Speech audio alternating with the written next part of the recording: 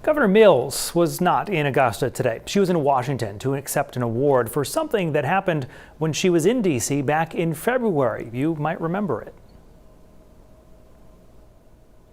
So you better comply, because otherwise you're not getting any federal funding. See you in court. Every state, good, I'll see you in court. I look forward to that. That should be a real easy one. So that, of course, is Governor Mills standing up to President Donald Trump at the White House over Maine allowing trans athletes to compete in school sports. The president made good on his threats and has tried to block federal funds to Maine, but many of those attempts were either blocked by or are still tied up in the courts.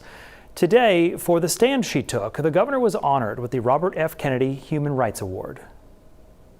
President of the United States in the White House points to you, and you have the presence of mind and like the moxie to say, see you in court. How great is she?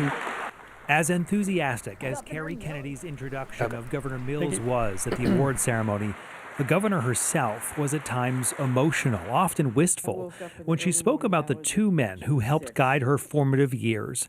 Robert F. Kennedy, the namesake of the award, and her father, Sumner Peter Mills Jr., who, as a young man, went on a bicycle tour of pre-war Europe in the late 1930s and saw firsthand the rise of dictators. My father told me it was important in life to stand up for people who couldn't stand up for themselves. He would often say, you can't let bullies have their way. They never stop. And so I think it was the echo of his voice that I heard that February morning when the President of the United States unexpectedly confronted me at the White House. And since that time, there have been other threats across the country, more bullying towards businesses, towards lawyers, towards colleges, scientists, researchers, unions, veterans, and women, threats to Social Security, to health care, to medical research and education, threats towards states and countries, large and small.